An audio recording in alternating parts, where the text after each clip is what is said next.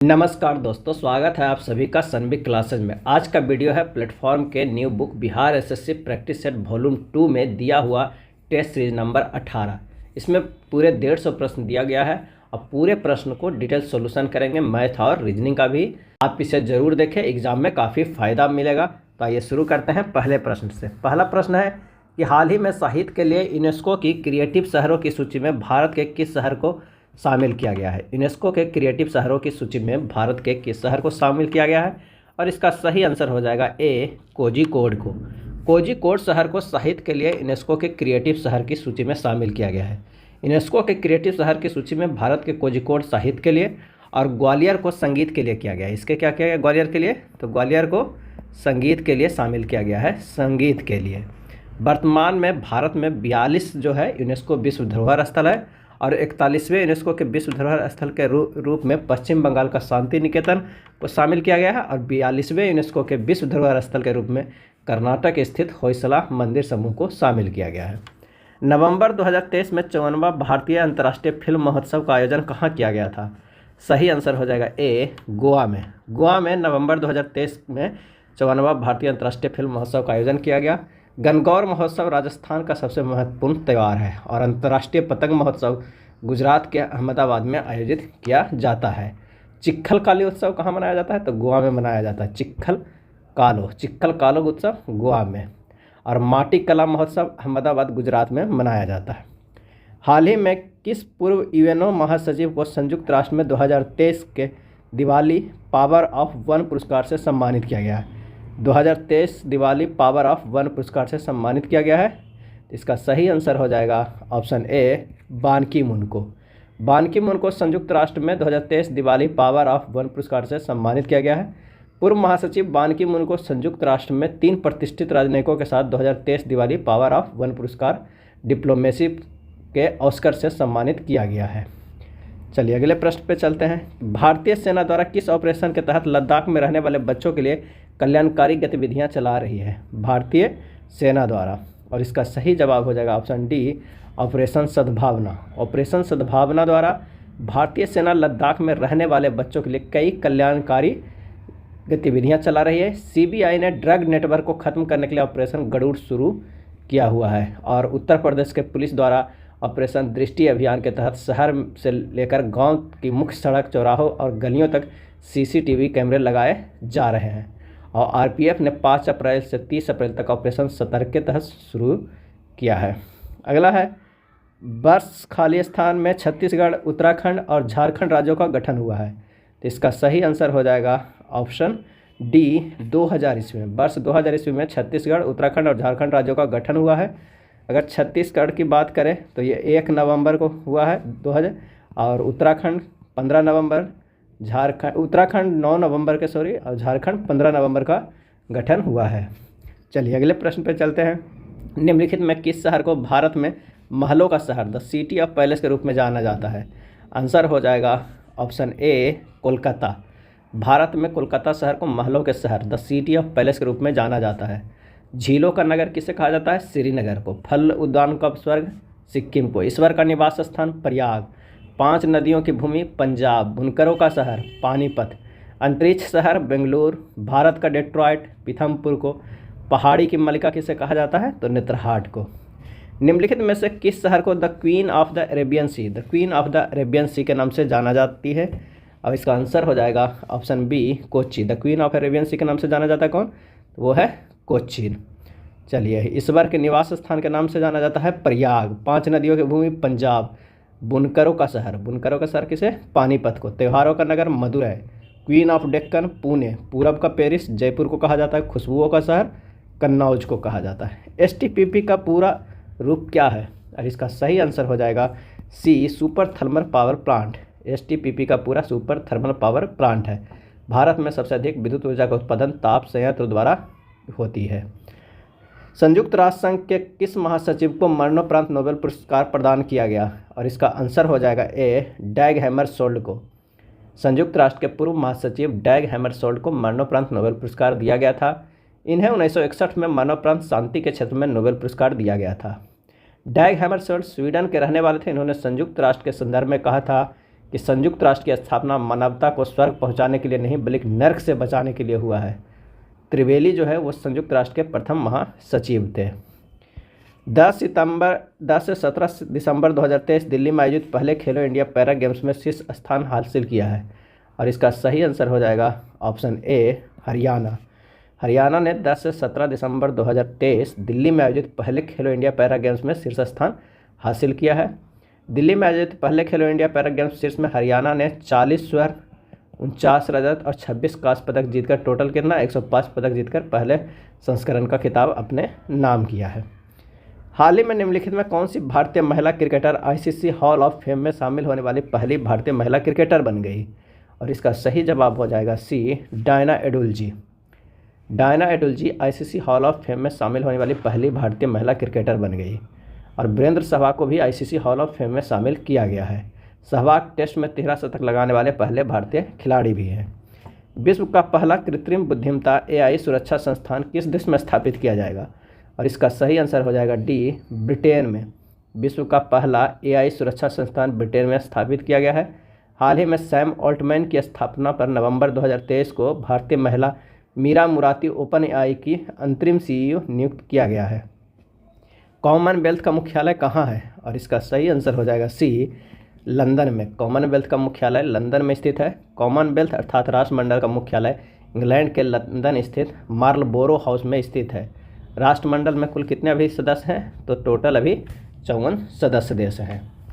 अगला है किसे प्रधानमंत्री कार्यालय के निदेशक के रूप में नियुक्त किया गया है, और इसका सही आंसर हो जाएगा डी श्वेता सिंह को। श्वेता सिंह को प्रधानमंत्री कार्यालय के निर्देशक के रूप में नियुक्त किया गया है। डॉक्टर प्रमोद कुमार मिश्रा प्रधानमंत्री के प्रमुख सचिव और प्रधान सलाहकार हैं। दिल्ली सल्तनत काल में तबाकत ए नासरी की रचना किसने की थी, तबाकत ए नासरी की, और इसका सही जवाब हो जाएगा ए मिनहाज उल सिराज। मिनहाल उल सिराज ने तबाकत ए नासरी की रचना फारसी भाषा में की थी। जियाउद्दीन बर्नी ने तारीख़ फिरोजशाही और फतवा ए जहांगीरी की रचना की थी। दो संख्याओं का योगफल 33 है यदि उनका एलसीएम और एचसीएफ क्रमशः 72 और 3 है तो उन संख्याओं का अंतर कितना होगा। कह रहा है कि दो संख्या है, कौन कौन है, तो वो है 3a प्लस 3b, तो कितना हमारे पास हो जा रहा है, तो वो हो रहा है कितना 33 जोड़ के। 3a इसलिए लिए हैं कि इसका मासा जो है वो 3 है, तो वो 3 से मल्टीप्लिकेशन वो 3 है, 3b हो गया, तो a प्लस b बराबर कितना हो गया 11। इक्वेशन फर्स्ट हो गया।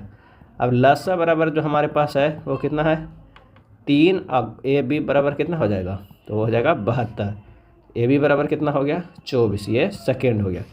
a और b अगर 24 है तो क्या क्या हो सकता है, 1 और 24 हो सकता है, 2 12 हो सकता है, और कितना हो सकता है 3 8 हो सकता है, 4 6 भी हो सकता है। अगर समीकरण 1 और 2 से देखते हैं तो a और b को 3 और 8 मान लेते हैं तो पहली संख्या बराबर क्या होगा, पहली संख्या 3a, तो 3 गुना 3 बराबर 9, और दूसरी संख्या 3b 3 गुना कितना 8 कितना हो जाएगा 24, तो अभिष्ट अंतर बराबर क्या हो जाएगा 24 माइनस 9 बराबर 15, हमारे पास क्या हो जाएगा 15 हो जाएगा।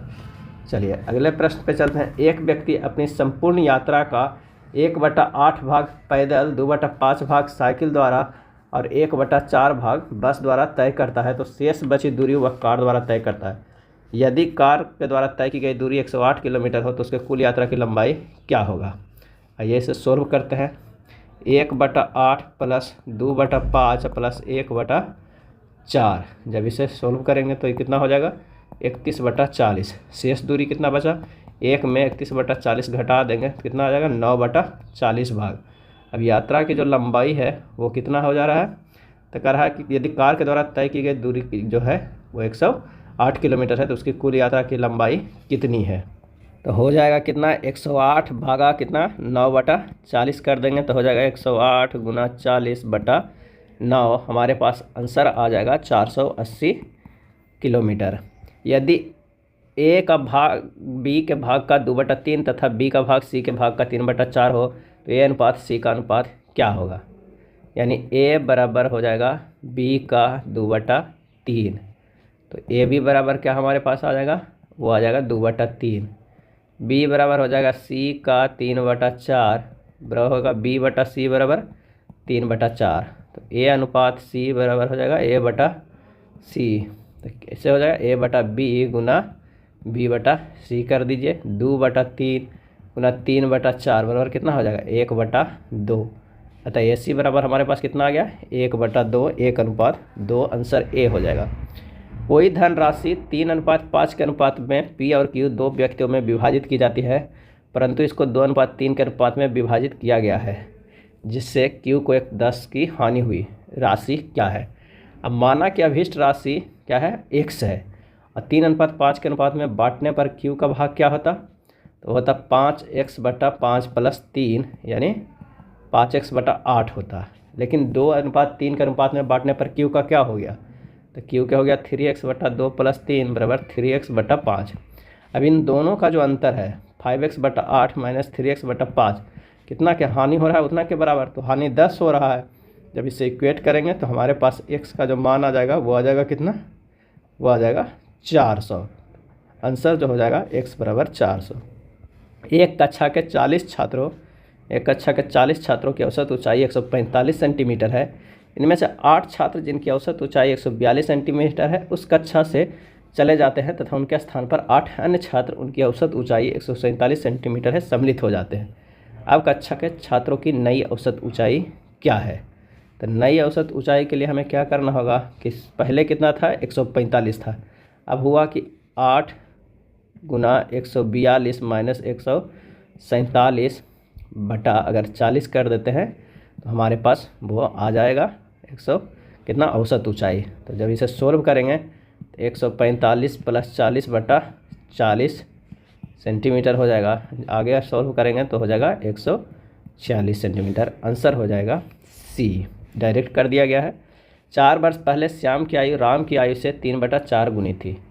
अब से 4 वर्ष बाद श्याम की आयु राम की आयु का 5/6 गुना होगी। श्याम की वर्तमान आयु कितनी है? माना 4 वर्ष पहले राम की आयु कितना था? तो वो था 4x। क्या था? वो था 4x। तथा 4 वर्ष पहले श्याम की आयु क्या है? तो वो है 3x। अब प्रश्न में कह रहा है 3x + 4 + 4 बटा 4x + 4 + 4 बराबर कितना हो जाएगा 5/6। बस इसे हल करेंगे तो यहाँ हमारे पास हो जाएगा कितना 18x + 48 कि 4 4 8 हो गया, 8 6 48 बराबर हो जाएगा 3 से गुना कर दिए हैं बराबर हो जाएगा 20x + 40।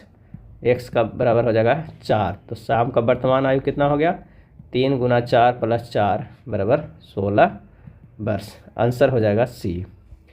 दो पूर्णांक संख्याओं के बीच 2507 का अंतर है। जब बड़ी संख्या को छोटी संख्या से भाग दिया जाता है तो भागफल 9 और शेषफल 11 प्राप्त होता है। उनमें से बड़ी संख्या कौन सी है हमें ये बताना है। आइए माना कि बड़ी संख्या क्या है? माना कि बड़ी संख्या x है, तो छोटी संख्या कितना होगा? छोटी संख्या बराबर हो जाएगा x - 2507। प्रश्न से अब क्या हो रहा है? प्रश्न से अगर हम देखते हैं कि x बराबर क्या हो जाएगा x - 2507 गुना 9 + 11 हो जाएगा।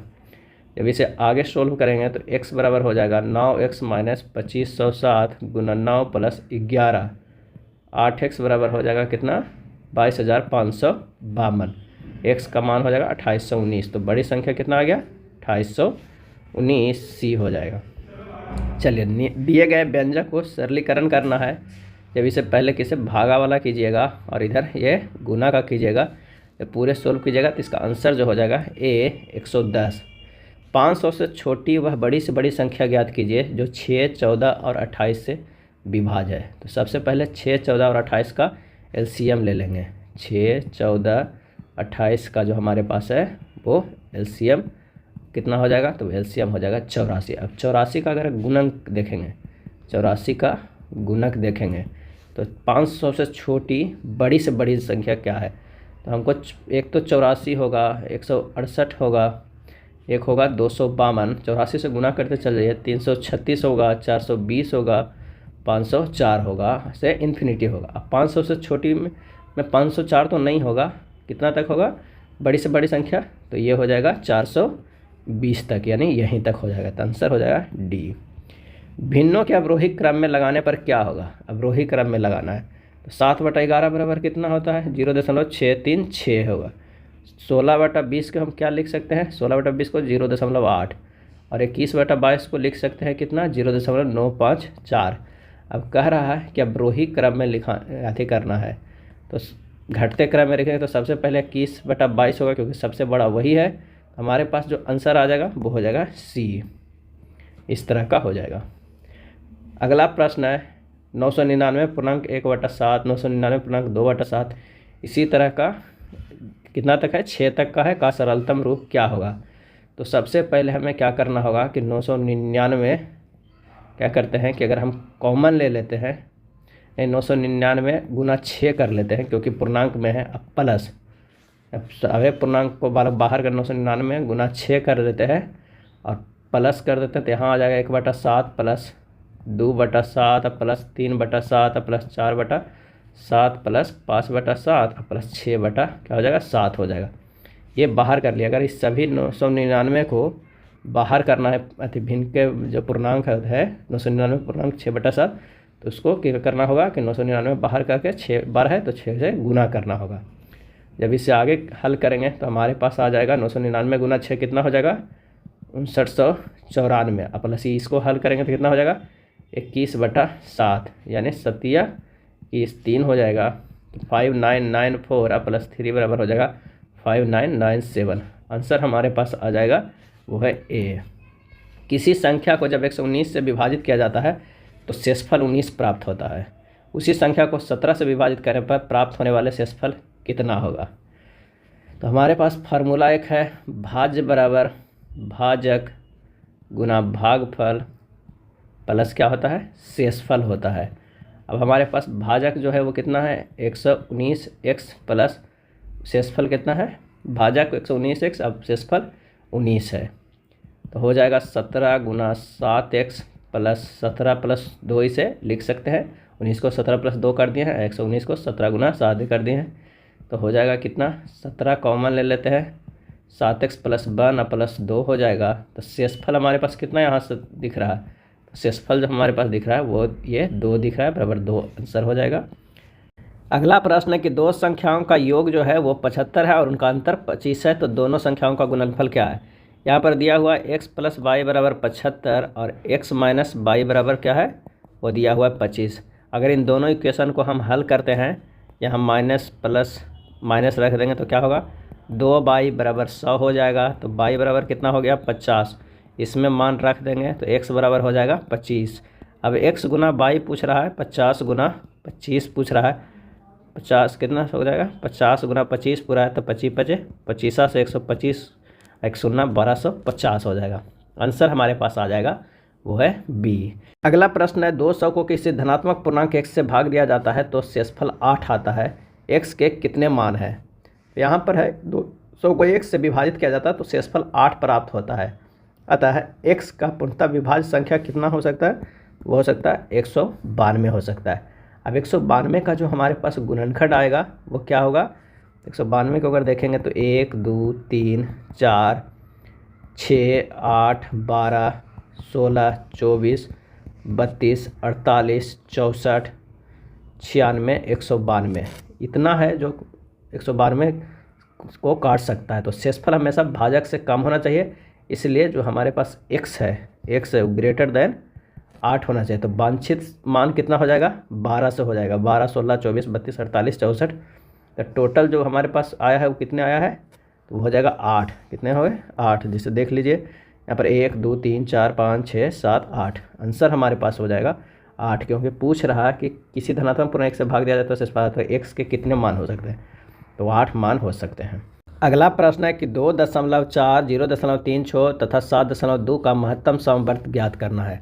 तो 2.4 को हम लिख सकते हैं 24/10, 0.36 को लिख सकते हैं 36/100 और 7.2 को लिख सकते हैं 72/10। सबको और अगर तोड़ देते हैं तो ये हो जाएगा कितना? 12/5, ये हो जाएगा 9/25 और ये हो जाएगा कितना? तो ये हो जाएगा 36/5 हो जाएगा। अब 12/5 9/25, 12/5 9/25 और 36/5 का मसा हमें निकालना है। तो क्या करना? ऊपर वाला को मसा लेंगे तो 3 आ जाएगा नीचे वाला को लसा लेंगे, एलसीएम लेंगे तो 25 हो जाएगा। जब इसे भागा देंगे तो दशमलव कितना हो जाएगा, 1 और 2 हो जाएगा, यानी आंसर हमारे पास आ जाएगा डी। अगला प्रश्न है कि किसी राज्य ने पवन लॉन्च किया है जो एक अद्वितीय समुदाय आधारित मेंस्ट्रुअल हाइजीनिक कार्यक्रम है, और इसका सही आंसर हो जाएगा डी, छत्तीसगढ़। किन्नर समुदाय के लिए पॉलिसी बनाने वाला छत्तीसगढ़ देश का पहला राज्य है। 1928 ईस्वी में साइमन कमीशन भारत में किस उद्देश्य से आया था, और इसका सही जवाब हो जाएगा ए, प्रशासनिक सुधार पर विचार के लिए आया था। भारत शासन अधिनियम 1919 में यह प्रावधान था कि 10 वर्ष के बाद इसकी समीक्षा के लिए एक आयोग गठन किया जाएगा। आत्मीय सभा के संस्थापक कौन थे, आत्मीय सभा का आंसर हो जाएगा ए, राजा राम मोहन राय। आत्मीय सभा राजा राम मोहन राय द्वारा स्थापित प्रथम महत्वपूर्ण संस्था था। हिंदू धर्म के एकेश्वरवादी मत का प्रचार करने के लिए राजा राम मोहन राय ने 1815 में आत्मीय सभा का गठन किया। 1828 में ब्रह्म समाज की स्थापना किया, और ब्रह्म सभा का स्थापना किया। ब्रह्म सभा ही आगे चल के ब्रह्म समाज के नाम से जाना गया। मुगल बादशाह जहांगीर ने आत्मकथा तुजुके या जहांगीरी किस भाषा में लिखी थी, और इसका सही आंसर हो जाएगा डी, तुजुके या जहांगीरी फारसी भाषा में लिखा था। और पुस्तक का पूरा मौतविद खान ने किया था। कौन किया था, मौतविद खान ने। 1953 में गठित राज्य पुनर्गठन आयोग के अध्यक्ष निम्न में से कौन थे, और इसका आंसर हो जाएगा ए, सैयद फजल अली। दिसंबर 1953 में भारत सरकार द्वारा सैयद फजल अली के अध्यक्षता में राज्य पुनर्गठन आयोग का गठन किया गया था। राज्य पुनर्गठन आयोग के अध्यक्ष सैयद फजल अली के अतिरिक्त 2 अन्य सदस्य थे, हृदयनाथ कुंजरू और के.एम. पनिक्कर थे। निम्न में से कौन सा एक शेष दूसरों से मेल नहीं खाता है, सही जवाब हो जाएगा बी, भांगड़ा। भांगड़ा अन्य तीनों से मेल नहीं खाता है। भांगड़ा गिद्धा पंजाब का लोक नृत्य है। कथकली, कुचिपुड़ी तथा भरतनाट्यम शास्त्रीय नृत्य शैली है। निम्नलिखित में कौन सा जैन धर्म का एक संप्रदाय है, सही जवाब हो जाएगा बी, दिगंबर। दिगंबर जैन धर्म का एक संप्रदाय है। यह संप्रदाय के लोग पूर्णतः नग्न रहकर तपस्या करते हैं। इस मत के अनुसार स्त्री के लिए मोक्ष संभव नहीं है। भद्रभाव के जो अनुयायी हैं वो दिगंबर कहलाते थे। मेघालय की गारो पहाड़ियाँ निम्न में से किस फसल के उत्पादन के लिए जानी जाती है, और इसका आंसर हो जाएगा ए, संतरा के लिए जानी जाती है। भारत का दक्षिणम बिंदु कौन है, आंसर हो जाएगा हमारे पास सी, इंदिरा पॉइंट। भारत का दक्षिणम बिंदु इंदिरा पॉइंट है। भारत की आकृति चतुष्फलकीय है। अगले प्रश्न पे चलते हैं कि the general theory of employment interested and money के लेखक कौन थे, जिसने अर्थशास्त्र की एक अलग शाखा के रूप में माइक्रो इकोनॉमिक्स की नींव रखी, और इसका आंसर हो जाएगा सी, जॉन मेनार्ड कीन्स। किसने, जॉन मेनार्ड कीन्स। प्रशासन को नियंत्रित करने वाली भारतीय संसद की प्रमुख समितियां हैं, सही जवाब हो जाएगा सी, आश्वासन समिति। कौन सा है, तो आश्वासन समिति। आश्वासन समिति मंत्रियों द्वारा सदन में समय समय पर दिए गए आश्वासनों, वचनों एवं प्रतिज्ञाओं की जांच करती है। आश्वासन समिति राज्यसभा में पहली बार 1 जुलाई 1972 को गठित की गई थी। लोक लेखा समिति का गठन भारत सरकार अधिनियम 1919 के तहत 1921 में किया गया था। भारत में स्थानीय स्वायत्त शासित संस्थाओं के प्रति सजगता दिखाने के लिए निम्न में से किसे जाना जाता है, सही जवाब हो जाएगा बी, लॉर्ड रिपन को। भारत में स्थानीय स्वायत्त शासित संस्थाओं के प्रति सजगता दिखाने के लिए लॉर्ड रिपन को जाना जाता है। लॉर्ड रिपन के कार्यकाल का एक महत्वपूर्ण कार्य 1882 ईस्वी में स्थानीय स्वशासन पर सरकारी प्रस्ताव लाना था। इल्बर्ट बिल विवाद निम्न में से किससे संबंधित था, और इसका सही जवाब है यूरोप के लोगों के मामले की सुनवाई करने के लिए भारतीय न्यायाधीशों पर लगाई गई पाबंदी को हटाना जाना था। अशोक के शिलालेख में प्रयुक्त लिपि निम्न में से कौन से थे, और इसका सही जवाब हो जाएगा डी, सभी थे। ब्राह्मी, अरमाइका और खरोष्टी सभी लिपियों को के द्वारा लिखा गया है। अशोक के अधिकांश शिलालेख ब्राह्मी लिपि में उत्कीर्ण करवाया गया था। अशोक के शिलालेखों में 4 लिपियां की उत्कीर्ण की गई है, ब्राह्मी, खरोष्टी, अरमाइक और ग्रीक का भी। हड़प्पा सभ्यता से संबंधित सभी तथ्य या तथ्यों को पहचान करें। नगरीय सभ्यता, कांस्ययुगीन सभ्यता, आदि ऐतिहासिक सभ्यता। सही आंसर हो जाएगा डी, ये तीनों। 11 परिणामों का औसत 78 है। यदि प्रथम 5 परिणाम एवं अंतिम 7 परिणाम का औसत क्रमशः 72 और 84 है, तो 5वें परिणाम क्या है वो हमें ज्ञात करना है। 1, 2, 3, 4, 5, 6, 7, 8, 9, 10 और 11। उसमें कह रहा है कि प्रथम 5 का परिणाम, जो प्रथम 5 है उसका परिणाम जो है वो जितना है, और आखिरी का जो परिणाम क्या है वो दिया हुआ है, तो ये बीच वाला को निकालना है। तो 5वां परिणाम बराबर हो जाएगा, 5वां परिणाम बराबर 5 गुना 72 प्लस 7 गुना 84 माइनस 78 गुना 11 हो जाएगा 360 प्लस 588 या माइनस 58 हो जाएगा 948 माइनस 858 बराबर हो जाएगा 90, क्योंकि 11 परिणामों का औसत भी तो 78 दिया हुआ है, तो आंसर हो जाएगा हमारे पास 90 डी। 17 गेंदों को 840 में बेचने पर 5 गेंदों के लागत मूल्य के बराबर हानि होती है, एक गेंद का लागत मूल्य कितना है? तो 17 गेंदों को 840 में बेचने पर, तो सबसे पहले क्या करेंगे, 840 से भागा दे देंगे, लेकिन उससे पहले मान लीजिए कि एक गेंद का मूल्य कितना है, तो एक गेंद का मूल्य 100 रुपया है। हानि कितना हो रहा है, तो हानि हो रहा है 5 अब 17 गेंदों का क्रय मूल्य कितना हो गया, गेंदों का क्रय मूल्य हो गया 17x हो गया। अब विक्रय मूल्य कितना है, तो 15 गेंदों के बराबर 17x माइनस 5x बराबर 12x हो जाएगा। अब 12x की कीमत दिया हुआ है कितना, 840 रुपया, क्योंकि विक्रय मूल्य है, x बराबर हमारे पास यहाँ निकल गया 70। तो इससे भी हल कर सकते हैं, और उससे भी कि अगर शुरुआत में ही 17 गेंदों के भागा कर देंगे तो हमारे पास विक्रय मूल्य 1 गेंदों का आ जाएगा, लेकिन 5 गेंदों के हानि हो गया है तो उतना घटा देंगे। आंसर यहाँ पर आ जाएगा कितना, तो वो होगा बी 70। एक वस्तु को 45,000 पर बेचने पर एक आदमी को 10% की हानि हुई, उस वस्तु को किस कीमत पर बेचना चाहिए कि जिससे उसे 15% लाभ हो जाए? वस्तु का विक्रय मूल्य क्या है, विक्रय मूल्य 45,000 है। अब वस्तु का क्रय मूल्य क्या हो जाएगा, क्रय मूल्य 45,000 और कितने है, तो उससे हम भागा दे देंगे अगर 90 से, गुना 100 कर देंगे, क्योंकि 10% की हानि हुई है, तो हो जाएगा क्रय मूल्य कितना, 50,000। यानी वो 50,000 में खरीदा था, 45,000 में बेचा, तो 15% लाभ पे बेचने के लिए क्या करना होगा, तो 50,000 का 15% निकाल देंगे, तो 15 निकालने के लिए 115 निकालेंगे तब आ जाएगा आंसर पूरी तरह, तो 57,500 रुपया आंसर हो जाएगा डी। एक व्यापारी द्वारा खरीदी गई 20 वस्तुओं की लागत 15 वस्तुओं के विक्रय मूल्य के बराबर है, तो व्यापारी को होगी क्या होगी, तो 20 वस्तुओं की लागत बराबर 15 वस्तुओं के विक्रय मूल्य के बराबर, यानी 20 CP बराबर 15 SP, तो CP बटा SP बराबर 15/20, तो लाभ परसेंट बराबर क्या हो जाएगा, लाभ परसेंट बराबर हो जाएगा 5 बटा कितना, 5/15 गुना 100 बराबर हो जाएगा 33.33%, लाभ आंसर हो जाएगा ए। अगला प्रश्न है 5,000 के लिए 10% वार्षिक ब्याज की दर से 3 वर्षों में साधारण ब्याज और चक्रवृद्धि ब्याज का अंतर कितना होगा? तो P यहाँ पर दिया हुआ है कितना, तो 5,000 दिया हुआ है, R दिया हुआ है 10% और T दिया हुआ है 3%। अंतर आइए निकालते हैं, P इंटू R बटा 100 के whole square into 300 plus R बटा 100, यहाँ पर रख देंगे मान 5,000 गुना 10/100 के स्क्वायर गुना 300 प्लस 10/100, तो हमारे पास कितना आ जाएगा, 5,000 गुना 1/100 गुना 310/100 बराबर 155 आ जाएगा। आंसर हमारे पास कितना आ जाएगा, डी। उस धनराशि के लिए ब्याज दर ज्ञात कीजिए जो 4 वर्ष में वार्षिक चक्रवृद्धि ब्याज की दर पर स्वयं की 14,641/10,000 गुनी हो जाती है। अब टी यहाँ पर कितना दिया हुआ है, टी बराबर दिया हुआ है 4 वर्ष, यानी 14,641/10,000 गुनी हो जाती बराबर हो जाए 1 प्लस R बटा 100 के पावर 4 कर दीजिए।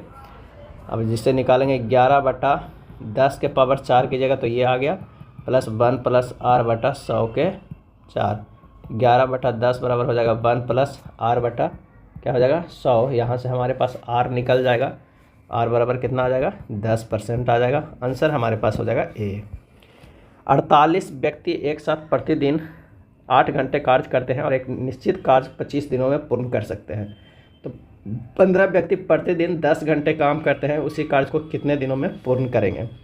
तो फार्मूला एक होता है M1D1H1 बराबर M2D2H2। 48 व्यक्ति हैं, 8 घंटा प्रतिदिन, अब 25 दिन, M2 का क्या हो जाएगा 15 गुना 10 गुना x का मान निकल जाएगा 48 गुना 8 गुना 25, अब बटा हो जाएगा 15 गुना 10 बराबर आ जाएगा कितना 64 दिन। आंसर हमारे पास हो जाएगा बी। 2 से बड़ी और 30 से कम ऐसी कितनी संख्या है जो केवल एक और स्वयं से विभाज्य है? 2 से बड़ी और कितने 30 से कम, हमारे पास आ जाएगा एक तो 3 है, 5 है, 7 है, 11 है, 13 है, 17 है, 19 है, 23 है और 29 है। टोटल कितने हो गए? तो 9। आंसर हो जाएगा ए। एक संख्या की 1/4 दूसरी संख्या के 3/8 के बराबर है। यदि पहली संख्या में 30 जोड़ा जाए तो यह दूसरी संख्या के 6 गुने के बराबर हो जाती है। पहली संख्या क्या है? तो दोनों पहले तो संख्या मान लीजिए, एक x है एक y है, और x का चौथाई बराबर है 3/8 y का, यानी 8। 8x बराबर क्या हो जाएगा? 12y। 2x बराबर क्या हो जाएगा? तो हमारे पास हो जाएगा 3y। अब कह रहा है पहली में x + 3, ये तो इक्वेशन 1 हो ही गया। अब कह रहा है पहली में 30 जोड़ा जाए तो दूसरी के 6 गुना हो जाएगा। तो हमारे पास आ जाएगा x + 30 बराबर कितना हो गया? 4x हो जाएगा। क्यों हो जाएगा? कि 6y बराबर हमारे पास आ जाएगा 4x, क्योंकि इस इक्वेशन से। तो आगे सोल्व करेंगे तो 3x बराबर 30, x बराबर हो जाएगा 10। पहली संख्या हमारे पास क्या हो जाएगा? वो हो जाएगा 10। जब किसी भिन्न के अंश में 6 जोड़ा जाता है तो भिन्न का मान 3/4 बढ़ जाता है। भिन्न का अंश ज्ञात कीजिए। अगर माना कि कोई भिन्न है, कितना है? x/y है। अब कह रहा है कि x बटा जो y है, x में कितना 6 जोड़ रहा है अंश में, तो हो रहा है जो भिन्न का कितना हो जा रहा है? भिन्न का मान 3/4 बढ़ जाता है, यानी 1 + 3/4 हो जा रहा है। ये पहला।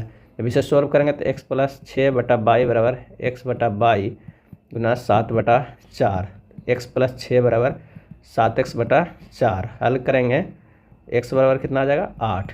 अंश क्या है? 8 ही x माने हैं, तो अंश हो जाएगा 8। निम्नलिखित प्रश्नों में दिए गए विकल्पों में से संबंधित अक्षर संख्या को चुनिए। 11 132 क्या किया गया है? 11 गुना 11 करेंगे तो 121 हो जाएगा, प्लस 11 जोड़ेंगे तो 132 आ जाएगा। उसी तरह अगर 9 गुना 9 करते हैं तो 81 आ जाएगा, 81 में 9 जोड़ेंगे तो 90 आ जाएगा, यानी 9 90 के साथ 1/9 1/81 1/13 अनुपात क्या हो जाएगा? तो आइए इसे देखते हैं कितने गुना है। तो 9 गुना है। इससे अगर हम करेंगे 13 गुना तो आ जाएगा 1/169। आंसर हो जाएगा ए। यदि शब्द डस्टर के प्रत्येक स्वर को अंग्रेजी वर्णमाला क्रम में उसके बाद आने वाले अक्षर में बदल दिया जाए तो प्रत्येक व्यंजन को अंग्रेजी वर्णमाला क्रम में उसके पहले आने वाले अक्षर में बदल दिया जाए तो इस प्रकार बने शब्द में कितने अक्षर 2 बार आएंगे? यानी डी को क्या करेंगे? माइनस क्या करेंगे? 1 करेंगे तो सी हो जाएगा। यू को क्या करना है? +1 करना है, तो वो हो जाएगा भी। एस को क्या करना है? -1 करना है, तो हो जाएगा आर। उसी तरह टी को प्लस क्या करना है? टी को हम करेंगे -1 करेंगे, इसलिए क्योंकि कॉन्सोनेंट को हमको 1 माइनस करना है, तो हो जाएगा एस। और ये क्या है? ये जो है हमारे पास वो वॉवेल है, इसको +1 करेंगे तो एफ होगा। आर को -1 करेंगे तो ये क्या होगा? क्यू होगा। तो हमारे पास निकल के आ गया CBRSFQ। तो इस प्रकार बने शब्द जो है में कोई अक्षर 2 बार नहीं आएगा। आंसर हो जाएगा ए। एक ही समय बताने वाली घड़ी को मिनट वाली सुई 3 घंटे 10 मिनट की अवधि में कितनी कोणीय दूरी करेगी? 3 घंटे 10 मिनट यानी टोटल कितना? 190 मिनट का। तो 190 में सीधे 6 से गुना कर देंगे तो 1140 हो जाएगा डिग्री। आंसर हो जाएगा हमारे पास कितना? डी।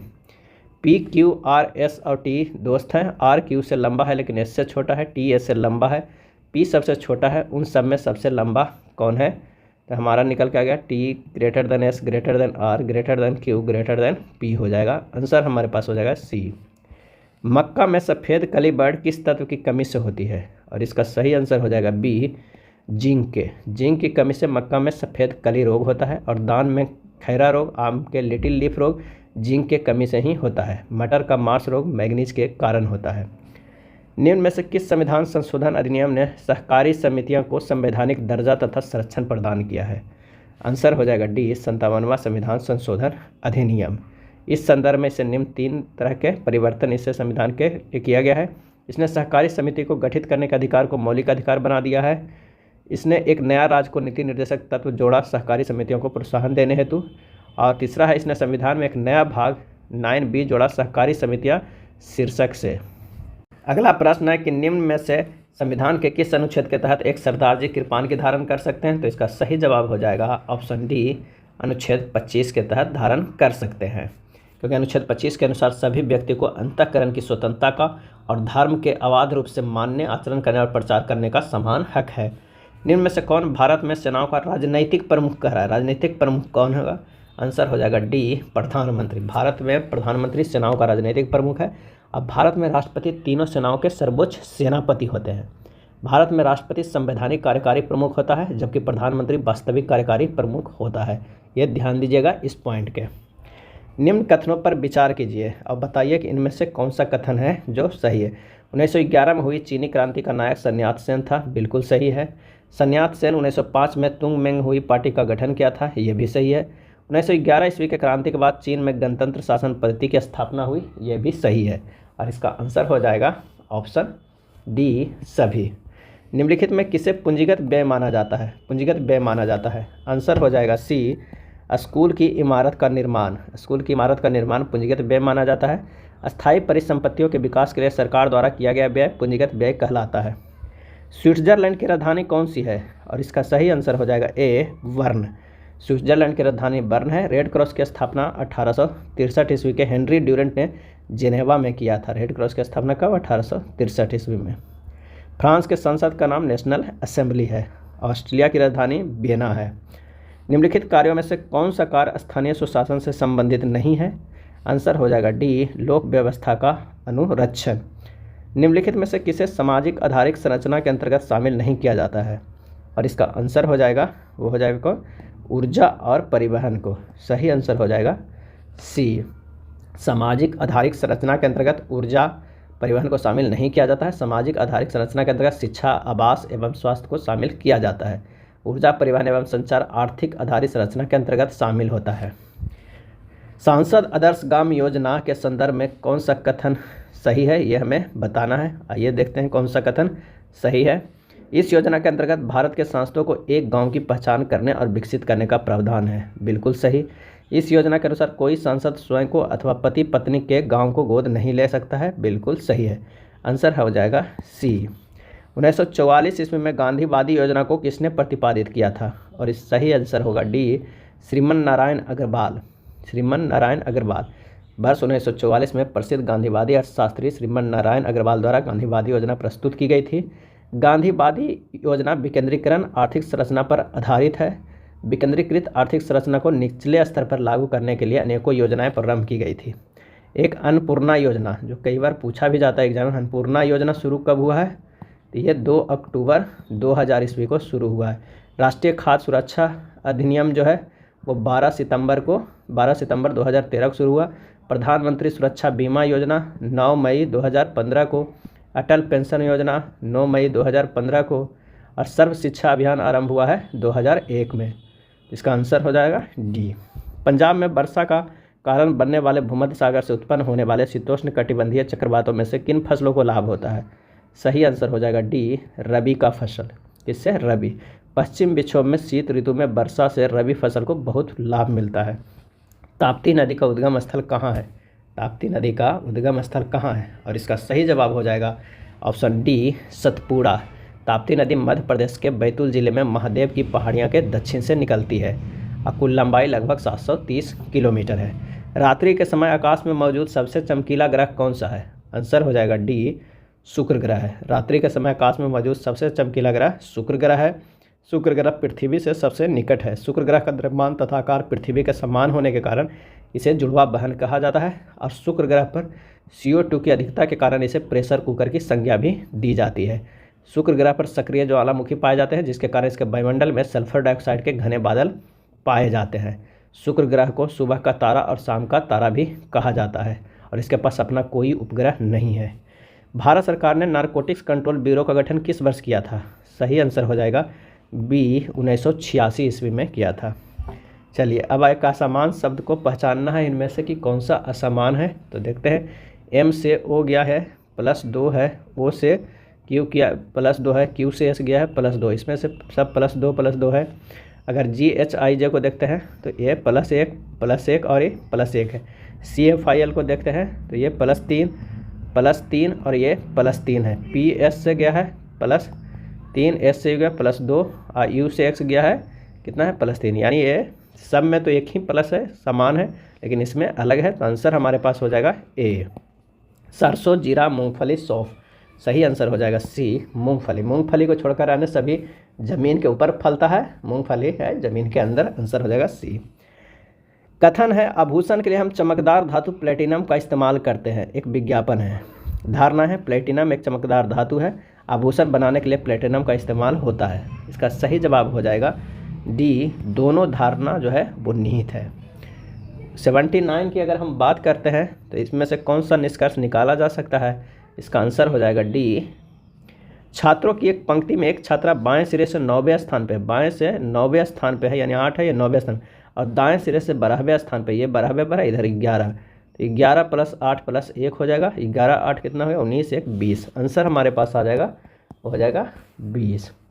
अब आइए देखते हैं कि यदि नोट को इतना के रूप में कोड किया जाता है तो इसको किस रूप में कोड किया जाएगा। तो नोट अगर हम लिखते हैं एन का होगा 14, एन का 14, ओ का 15 और टी के 20, सभी अक्षरों का स्थानीय मान लिखा गया। इसी तरह लिखेंगे तो 5 13 21 कितना हो जाएगा, 5 13 21, इस तरह लिखेंगे तो आंसर हो जाएगा हमारा ए, 5 13 21 25 13। विशेष कूट भाषा में टीचर एंड स्टूडेंट को इस तरह लिखा जाता है, तो प्रिंसिपल को किस प्रकार लिखा जाएगा? आंसर हो जाएगा इसका सी। चलिए प्रश्नवाचक के स्थान पे क्या आएगा, तो आइए देखते हैं। पहला रो में 17 × 8 × 2 कर देते हैं तो 272 आ जाएगा। 9 × 12 × 2 करते हैं तो 216 हो जाएगा। इसी तरह हम कर देंगे 16 × 9 × 2 बराबर 288, आंसर हो जाएगा ए। यदि अंग्रेजी वर्णमाला में प्रत्येक वर्ण को a = 2, b = 4 आदि से शुरू करके सम संख्या मान दिया जाता है तो इंडिया शब्द के लिए क्या हो जाएगा? यानी हमारे पास आइए देखते हैं, आई का जो क्या है 9 है, 2 गुना करेंगे तभी सम संख्या आएगा 18। एन का 14 है, इसे भी 2 से गुना कर दे रहे हैं 28, क्योंकि सभी डबल कर दिया गया है। डी का क्या हो जाएगा, तो डी के 8 हो जाएगा। ई का क्या हो जाएगा 18, ए के कितना हो जाएगा 2। हमारे पास जब सबको जोड़ेंगे तो क्या हो जाएगा 74, क्योंकि वर्णों का कुल मान पूछ रहा है तो आंसर हो जाएगा सी। स्टाइल को इस तरह कोड लिखा गया तो उसी में स्मेल को कैसे लिखा जाएगा? तो स्टाइल को क्या किया गया है, एस से -3 किया है तो पी है, टी को -3 किया है तो क्यू है, बाई को -3 किया है तो बी है। इसी तरह -3 किया गया है। स्मेल को अगर हम लिखते हैं तो एस को -3 करेंगे तो हमारे पास क्या आ जाएगा, पी आ जाएगा। एम को -3 करेंगे तो क्या हो जाएगा, जे आ जाएगा। इसी तरह अगर हम देखेंगे तो हमारे पास जो आंसर आ जाएगा वो हो जाएगा ए। 86 नंबर की बात करें तो इतना कोड को लिखा जाता है इस तरह, तो इतना कोड को 10 लिखा जाता है। सेंट को इस तरह, एंड को इस तरह, तो 10 को किस तरह लिखा जाएगा, तो डायरेक्ट इसे लिख दीजिएगा, आंसर हो जाएगा हमारे पास बी। चलिए प्रश्नवाचक चिन्ह पे क्या आएगा हमें वो देखना है। अगर 8 × 2 करते हैं तो 16, -2 करते हैं तो 14 आ जाएगा। 5 × 4 20 हो जाएगा। यहाँ देखते हैं 9 × 27, अब -3 कर देते हैं तो हमारे पास आ जाता है 24। तो 5 × 4 कितना 20, 20 - 4 का आंसर हो जाएगा 16। सर कितना आ जाएगा 16 बी। प्रश्नवाचक पे यहाँ क्या आ जाएगा ये देखना है। 40 + 41 कितना हो जाएगा, तो 81, और 81 किसका है 9 × 9 के अति है। 25 + 38 कितना हो जाएगा, तो वो हो जाएगा 63, 7 × 9 है। 18 प्लस क्या हो जाएगा 36 कितना हो जाएगा, तो 54 यहाँ पर क्या हो जाएगा, तो अगर 9 तो है ही, 6 रहेगा तभी होगा, क्योंकि सबसे 9 से गुना हुआ है तो 9 7 और यहाँ पर 6, 9 × 6 = 54, आंसर हो जाएगा बी। अगला है महिलाएं उद्यमी इंजीनियर कौन हो सकता है, तो ये हमारे पास हो सकता है महिला, अगर इसे कहते हैं उद्यमी और इसे इंजीनियर, तो आंसर हो जाएगा हमारे पास सी। 90 नंबर प्रश्न की बात करें तो इसका आंसर हो जाएगा सी। 16वीं शताब्दी में किस भारतीय शासक ने चांदी का सिक्का जारी किया और इसे रुपये का नाम दिया? सही आंसर हो जाएगा वो है ए, शेर शाह सूरी ने। शेर शाह ने 178 जो हमारे पास है ग्रेन, 178 ग्रेन का चांदी का रुपया और 380 ग्रेन का तांबे का दाम चलाया। शेर शाह का बचपन नाम फरीद खां था। भारतीय संविधान के किन 2 अनुच्छेदों में न्यायिक समीक्षा की शक्ति को सर्वाधिक स्पष्ट रूप से व्यक्त किया गया है? और इसका सही आंसर हो जाएगा ऑप्शन क्या हो जाएगा सी, अनुच्छेद 32 और अनुच्छेद 236 में। चलिए अगले प्रश्न पे चलते हैं। उस व्यक्ति का नाम बताइए जिसे 1815 में भारत का पहला सर्वेयर जनरल नियुक्त किया गया था। और इसका सही आंसर हो जाएगा ऑप्शन डी, कॉलिन मैकेंजी को। कॉलिन मैकेंजी को 1815 में भारत का पहला सर्वेयर जनरल नियुक्त किया गया था। हॉल्ड मैकेंजी को भारत में महलवाड़ी प्रणाली को जनक माना जाता है। मालवा के पठार के उत्तर पश्चिम में स्थित पर्वत श्रृंखलाओं को खालिस्तान कहा जाता है। सही जवाब हो जाएगा ए, अरावली कहा जाता है। विंध्य पर्वत उत्तर और दक्षिण के बीच विभाजक रेखा मानी जाती है। अमरकंटक की चोटी मैकाले पठार की सर्वोच्च चोटी है। इंडियन एसोसिएशन की स्थापना कब हुई थी? आंसर हो जाएगा ए, 1876 ईस्वी में। इंडियन एसोसिएशन की स्थापना सुरेंद्रनाथ बनर्जी और आनंद मोहन बोस द्वारा किया गया था। ऊंचाई पर रहने वाले व्यक्तियों के ऊतकों एवं रक्त में ऑक्सीजन की कम सांद्रता का कारण खालिस्तान होता है। आंसर हो जाएगा बी, कम वायुमंडलीय दाब। ऊंचाई पर रहने वाले व्यक्तियों के ऊतकों एवं रक्त में ऑक्सीजन की कम सांद्रता का कारण कम वायुमंडलीय दाब होता है। पृथ्वी की सतह से ऊपर जाने पर वायुमंडलीय दाब घटता है। दाब प्रोपोर्शनल टू 1/, पृथ्वी से ऊंचाई होती है। क्या होती है? ऊंचाई होती है। यही कारण है कि पहाड़ों पर भोजन देर से पकता है, क्योंकि दाब प्रोपोर्शनल टू क्वथनांक होता है। और वायुमंडलीय गुब्बारा फट जाता है, फाउंटेन पेन से स्याही बाहर निकलता है, क्योंकि दाब प्रोपोर्शनल होता है 1/आयतन का। सजीवों के वर्गीकरण की मूल इकाई को क्या कहा जाता है? सजीवों के वर्गीकरण की मूल इकाई को क्या कहा जाता है? और इसका सही जवाब हो जाएगा ए, जाति। मूल इकाई को जाति कहा जाता है। कैरोलस लिनियस ने अपनी पुस्तक सिस्टम नेचुरा में संपूर्ण जीवधारियों को 2 जगतों में बांटा है, पादप जगत और जंतु जगत में।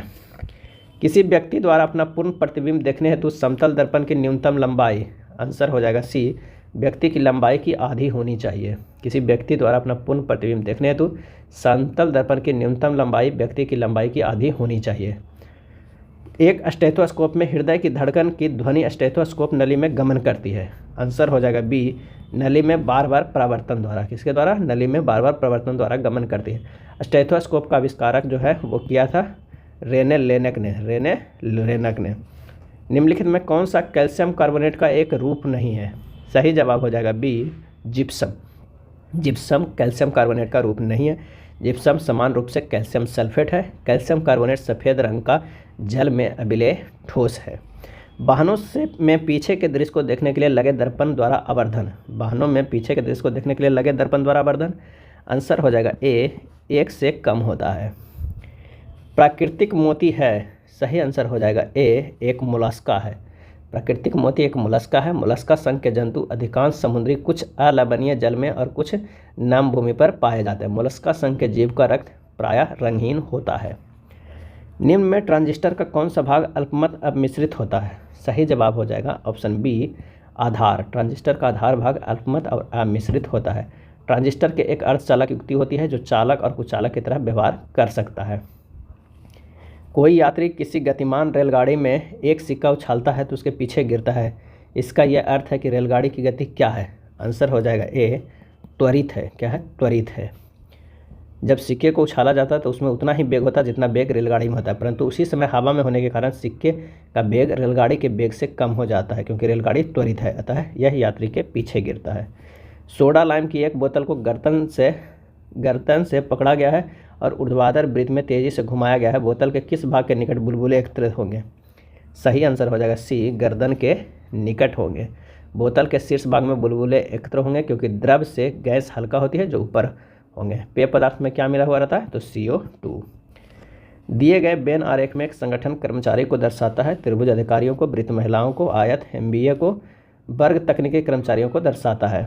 आरेख में दी गई संख्या उस विशेष श्रेणी के व्यक्तियों की संख्या को दर्शाएगा। तो संगठन में कितनी महिला अधिकारी है? आंसर हो जाएगा हमारे पास वो हो जाएगा कितनी? तो 5। आंसर होगा बी।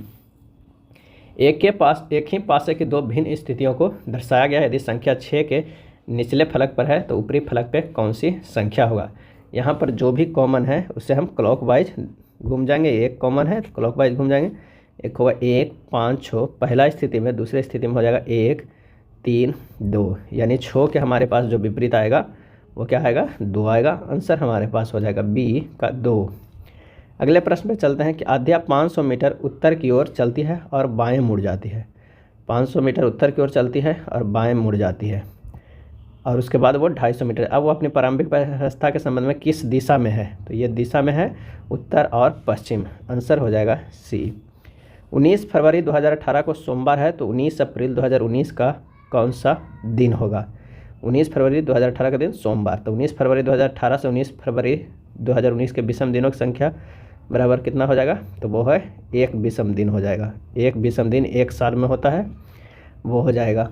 उसके बाद 19 फरवरी 2019 से 19 अप्रैल कितना हो जाएगा विषम, तो 9 तो इधर हो गया प्लस 31 और प्लस 19/7 बराबर हो जाएगा 59/7। 9 हो गया फरवरी का, मार्च का, ये 19 अप्रैल का, तो हो गया कितना 3 विषम दिन हो जाएगा। अब 19 फरवरी 2018 से 19 अप्रैल 2019 तक विषम दिनों की संख्या कितना हो गया, 3 और प्लस पहले 1 था वो है 4, तो पहले सोमवार और प्लस 4 दिन जोड़ेंगे तो क्या हो जाएगा शुक्रवार। आंसर हमारे पास आ जाएगा बी।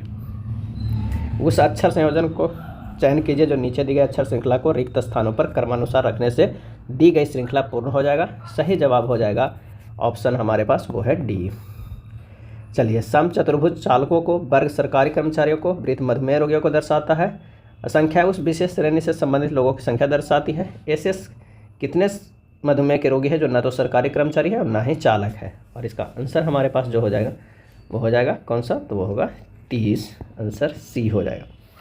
अगला जो हमारे पास प्रश्न है वो ब्लड रिलेशन का है। इसका आंसर हो जाएगा डी, भतीजा।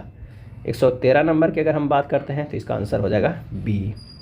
चलिए 114 के देखते हैं। यदि यूनिवर्सल के अक्षरों को वर्णमाला के क्रम में लगाया जाए और इस क्रम में प्रत्येक अक्षर के लिए बाईं ओर से उनके स्थानों के अनुसार 1, 2, 3 की संख्यात्मक मूल्य निर्धारित किया जाए तो व्यंजनों यानी कॉन्सोनेंट के स्थानों के संख्यात्मक मूल्य का जोड़ कितना होगा। तो सरियाते हैं यूनिवर्सल को, ए होगा, ई होगा, आई होगा, एल होगा, एन होगा, आर होगा, एस होगा, यू होगा, भी होगा।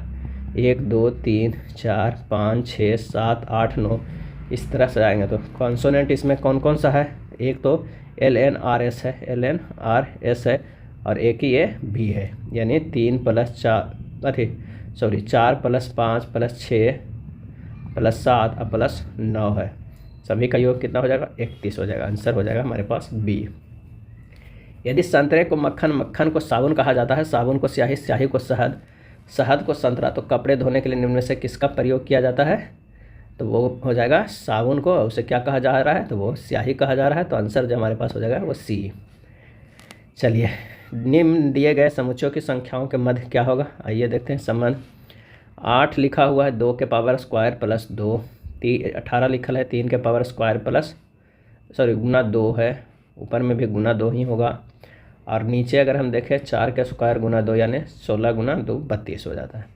अब इसमें से कौन सा संबंध है, तो अगर 50 को हम लिख सकते हैं 5 के स्क्वायर 25 हो जाएगा गुना 2 50। 72 को लिख सकते हैं 6 के स्क्वायर गुना 2 36 गुना 72, और ये हो जाएगा 7 के स्क्वायर गुना 2 98। आंसर हमारे पास आ जाएगा बी। 117 नंबर के देखते हैं क्या संबंध है। 2 से 20 गया प्लस 18 है, 20 से 56 गया प्लस 36 है, और 56 से 110 गया 54 है, यानी 18 36 18 54, अब क्या होगा 72। तो अब 72 जोड़ देंगे 110 में तो 182 आंसर आ जाएगा सी। कौन सा अक्षर समूह दी गई श्रेणी में प्रश्नवाचक चिन्ह के स्थान पे आएगा, आइए देखते हैं। एच से हमारे पास क्या है, वो आई गया है, और आई से जे या जे से के, तो के से क्या होगा। एच से +1 करेंगे तो हमारे पास जो आया है वो आई है, इससे +1 करेंगे तो जे है, इससे +1 करेंगे तो के है, और के से +1 करेंगे तो जे होगा। दूसरे में हमारे पास क्या है, क्यू से +1 कर रहे हैं तो आर है, इससे +1 कर रहे हैं तो एस है, इससे +1 कर रहे हैं तो टी है, और इससे +1 कर रहे हैं तो हमारे पास होगा यू। तीसरे में एम है, एम से -1 कर रहे हैं तो एल है, एल से -1 कर रहे हैं तो के है, यानी तीसरे में माइनस का चला है, और चौथे में भी माइनस का, आर -1 क्यू हो जाए, यानी 2 बार ऊपर प्लस का चला है, नीचे 2 बार माइनस का। आंसर हमारे पास आ जाएगा 118 के सी। 119 की बात करें तो 119 का हमारे पास आंसर हो जाएगा, वो कौन सा हो जाएगा, वो है सी। 120 नंबर प्रश्न है कि सही विकल्प को चुनिए कि क्या होगा। तो BC CD D E F G F G ये किस तरह वर्णन है, हमें वो देखना है। तो आइए इसे देखते हैं। किया गया है यहाँ पर क्या कि BC है, वहाँ से CDE लिखा है, यानी C तो यही लिखा है, DE को रहने दिया, D को फिर से शुरू किया है तो ये हो गया है DE। अब E से शुरू किया है, 3 अक्षर लिखा EFG है, अब F से शुरू करेगा, F से शुरू किया है तो FG होगा, 2 अक्षर होगा। अगला बार G से शुरू करेगा और 3 अक्षर लिखेगा तो GHI होगा। आंसर हमारे पास आ जाएगा B नंबर। मानव शरीर में RBC का क्या कार्य है, मानव शरीर में RBC का क्या कार्य है, आंसर हो जाएगा हमारे पास बी, शरीर की कोशिकाओं को ऑक्सीजन प्रदान करना। शरीर की कोशिकाओं को ऑक्सीजन प्रदान करना। लाल रुधिर कोशिकाओं में लौह एक प्रोटीन पाया जाता है जिसे हीमोग्लोबिन कहता है। हीमोग्लोबिन ऑक्सीजन तथा कार्बन डाइऑक्साइड के परिवहन में भाग लेता है। सबसे अधिक एवं सबसे कम जींस वाले मानव गुणसूत्र क्रमशः होते हैं। आंसर हो जाएगा सी, गुणसूत्र 1 एवं 22। मनुष्य में गुणसूत्र 1 में सर्वाधिक जींस 2968 तथा 22 में सबसे कम जींस 231 होता है। मनुष्य में गुणसूत्रों की संख्या कितनी होती है? तो वो होती है 46 होती है। मनुष्य में 23वीं जोड़ी के कारण पुरुष और स्त्री के लिंग भेद विकसित होता है। 23वीं जोड़ी गुणसूत्र लिंग गुणसूत्र कहते हैं। 23वीं जो जोड़ी गुणसूत्र होता है उसे लिंग गुणसूत्र कहते हैं। निम्नलिखित में किस उपकरण का उपयोग प्रत्यावर्ती धारा को दिष्ट धारा में परिवर्तित करने के लिए किया जाता है? आंसर हो जाएगा सी, दिष्टकारी यानी रेक्टिफायर। उस गैस का नाम बताइए जो बिग टाइप लाइटर से भरी होती है। और सही जवाब हो जाएगा बी, ब्यूटेन से भरी होती है। आधुनिक पीरियोडिक टेबल में सिलिकॉन Z=14 को खाली स्थान और इतना के बीच में रखा गया है। आंसर हो जाएगा बी, एल्युमिनियम और फास्फोरस के बीच रखा गया है। ऑस्टियोसाइट पाए जाते हैं। ऑस्टियोसाइट आंसर हो जाएगा ऑप्शन क्या? ए, अस्थि में। ऑस्टियोसाइट पाया जाता है अस्थि में। 18 वोल्ट बैटरी से जलने वाला एक विद्युत बल्ब 3 एम्पियर विद्युत धारा लेता है। बल्ब का प्रतिरोध क्या होगा? तो R बराबर होता है V/I।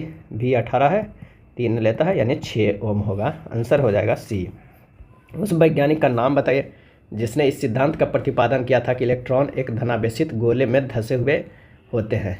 आंसर हो जाएगा बी, J.J. थॉमसन। किसने? J.J. थॉमसन। थॉमसन के अनुसार परमाणु एक ठोस गोला है जिसमें संपूर्ण द्रव्यमान एवं धन आवेश एक समान रूप से वितरित हैं एवं इसमें बीच बीच में ऋण आवेश इलेक्ट्रॉन इस प्रकार व्यवस्थित है जैसे कि तरबूजे में बीज। थॉमसन मॉडल के आधार पर तापैनिक उत्सर्जन, प्रकाश, विद्युत प्रभाव एवं आयनन को समझाया जा सकता है। निम्नलिखित में किस बल को प्रकृति विद्युत चुंबकीय नहीं है? आंसर हो जाएगा बी, पिंड का भार। पिंड के भार की प्रकृति विद्युत चुंबकीय नहीं है। भार वह बल है जिससे किसी वस्तु को पृथ्वी अपने केंद्र की ओर खींचती है। अस्पतालों से निकलने वाले जैविक कचरे के निपटान का सबसे अच्छा तरीका क्या है? आंसर हो जाएगा सी, भस्मीकरण। अस्पतालों से निकलने वाले जैविक कचरे का निपटान का सबसे अच्छा तरीका है भस्मीकरण है। कंपोस्टिंग विधि के तहत सूक्ष्म जीवों की संख्या में वृद्धि करने के उद्देश्य से प्रदूषित मृदा के साथ कृषि अपशिष्ट को मिलाया जाता है। प्रिंट सेटिंग का निम्न में से कौन सा विकल्प MS Word 365 में केवल विशिष्ट पृष्ठों को चुनने के लिए उपयोग किया जाता है? इसका सही आंसर हो जाएगा बी, कस्टम प्रिंट। क्या है? Custom print. सारे पेज एक साथ प्रिंट निकालने के लिए प्रिंट ऑल पेजेज विकल्प का चयन करते हैं। मध्य कर्ण में इनमें से कौन सा हड्डी नहीं पाया जाता है? मध्य कान में। और इसका सही जवाब हो जाएगा वो है डी, हैमेट। मध्य कर्ण में हैमेट नामक हड्डी नहीं पाया जाता। कर्ण में मैलियम, इनकस तथा स्टेपस नामक हड्डी पाया जाता है। शरीर की सबसे छोटी हड्डी स्टेपस है, कान की हड्डी है। और सबसे बड़ी हड्डी फीमर, जांघ की हड्डी है। मनुष्य में कितनी हड्डियाँ होती हैं? 206 होती है। दोलन करते लोलक का गोलक 100 सेकंड के मध्य बिंदु से 100 बार गुजरता है। लोलक का आवर्तकाल क्या हो जाएगा? तो दोलन करते लोलक का गोलक 100 सेकंड में मध्य बिंदु से 100 बार गुजरता है। लोलक का आवर्तकाल 2 सेकंड हो जाएगा। कितना हो जाएगा? 2 सेकंड हो जाएगा। आंसर हमारे पास आ जाएगा सी, स्वतंत्र नाइट्रोजन का स्थिरीकरण कर सकते हैं। तो इसका सही जवाब हो जाएगा डी, सभी नॉस्टॉक शैवाल, एजोटोबैक्टर जीवाणु और राइजोबियम जीवाणु। नॉस्टॉक शैवाल, एजोटोबैक्टर जीवाणु और राइजोबियम जीवाणु, ये सभी। विश्वव्यापी वेब, वर्ल्ड वाइड वेब पर सबसे अधिक प्रयुक्त की जाने वाली दूसरे स्थान वाली भाषा कौन है? और इसका सही आंसर हो जाएगा ऑप्शन कौन सा? तो वो हो जाएगा सी, चीनी, चाइनीज। प्रश्न में एक अनुक्रम दिया है जिसे एक पद लुप्त है, बताइए कि कौन सा अनुक्रम को पूरा करता है। यहाँ पर देखते हैं, सी से +2 गया ई से +2 गया जे से +2 आई और आई से +2 जाएगा। तो यहाँ पर होगा के से +2 जाएगा तो होगा एम। के और एम का कौन सा है? तो आंसर हमारे पास आ जा रहा है सी। कथन और निष्कर्ष का प्रश्न है कि सभी मशीनें जो है, मशीनें यहाँ पर अगर हम इसे लिखते हैं तो हो जाएगा सभी मशीनें क्या है? वो है रेफ्रिजरेटर है, रेफ्रिजरेटर। और सभी रेफ्रिजरेटर जो है क्या है? वो है गीजर है। तो हमारे पास आइए आंसर, कुछ मशीनें गीजर नहीं है, बिल्कुल गलती है। कुछ गीजर मशीनें, हाँ सही है। आंसर हमारे पास हो जा रहा है वो हो रहा है सी, केवल निष्कर्ष सेकंड अनुसरण करता है।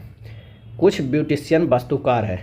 ये जो ब्यूटिशियन है जो है वो कुछ क्या है? वास्तुकार है, वास्तुकार है। यहाँ पर हो जाएगा ब्यूटिशियन। अब कह रहा है सभी वास्तुकार कैशियर है। जितना भी वास्तुकार है वो क्या है? तो वो है कैशियर, कैशियर। तो यहाँ पर हो जाएगा कुछ वास्तुकार जो है वो ब्यूटिशियन है, बिल्कुल सही है। कुछ कैशियर वास्तुकार है, सही है। कुछ कैशियर ब्यूटिशियन है, बिल्कुल सही। आंसर हमारे पास आ जाएगा, वो हो जाएगा सी, सभी निष्कर्ष निकलते हैं। 139 नंबर की बात करें तो तार्किक एवं अर्थपूर्ण क्रम में व्यवस्थित कौन सा होगा? आंसर हो जाएगा डी। पहले लेखन होगा, संपादन होगा, मुद्रण होगा, प्रकाशन होगा और वितरण होगा। 18×6 = 144 में क्या संबंध है? 18 - 6 करेंगे तो क्या हो जाएगा? 12। 12 के स्क्वायर हो जाएगा 144। उसी तरह अगर हम देखते हैं कि 23 - 12 करेंगे तो क्या होगा? 11। 11 के स्क्वायर करेंगे तो 121। आंसर हो जाएगा ए। 143 दर्पण का प्रश्न है, आंसर हो जाएगा बी। 142 कागज़ मोड़ने वाला है, सही जवाब हो जाएगा बी। 143 की अगर बात करें तो वो कौन सा हो जाएगा? ये पासा वाला है, इसका अगर हम देखते हैं तो ये हो जाएगा। इसका विपरीत ये होगा, कौन सा? इसका विपरीत ये होगा और ये ब्लैक का विपरीत ये होगा। तो हमारे पास जो आंसर आ जाएगा वाइट का विपरीत जो होता है वाइट होगा, एक ब्लैक है, इसकी विपरीत कौन हो जाएगा? वाइट। और एक इधर ब्लैक है, उसके विपरीत जो हमारे पास हो जाएगा वो हो जाएगा ब्लैक। अब करा किसी भी पासे की स्थितियों में संगत फलक विपरीत फलक नहीं हो सकता है, तो दिए गए डिजाइन को मोड़कर उत्तर आकृति अगर बनाते हैं तो हमारे पास बी बनता है। 144 नंबर की अगर हम बात करें तो वो होगा डी। 145 नंबर की अगर हम करते हैं 145 का आंसर क्या हो जाएगा? ए हो जाएगा। 146 नंबर का प्रश्न है, वो हो जाएगा कौन सा? वो हो जाएगा डी। ये फिगर यहाँ जाके सेट हो जाएगा। 147 नीचे 2 मैट्रिसेस दिया हुआ है, उसे हल करना है। अब मोर को प्रदर्शित करता है कौन सा, ये हमें देखना है। अगर इसे हम देखते हैं तो ये क्या हो जाएगा? आंसर हमारे पास वो हो जाएगा ए। 148 नंबर की बात करें कि नीचे दी गई आकृति में कितने वर्ग है, तो इसमें अगर हम वर्ग के काउंट करें तो वर्ग हो जाएगा 14, डी हो जाएगा। 149 नंबर सिर्फ आपस में क्या बदला जाए कि समीकरण सही हो जाएगा, इसका आंसर हो जाएगा ए। और 150 का जो हमारे पास हो जाएगा वो क्या हो जाएगा? तो वो हो जाएगा बी। ये था प्लेटफॉर्म के वॉल्यूम 2 का बिहार एसएससी का प्रैक्टिस सेट। अगर वीडियो अच्छा लगा तो लाइक एंड शेयर कर दीजिएगा। धन्यवाद।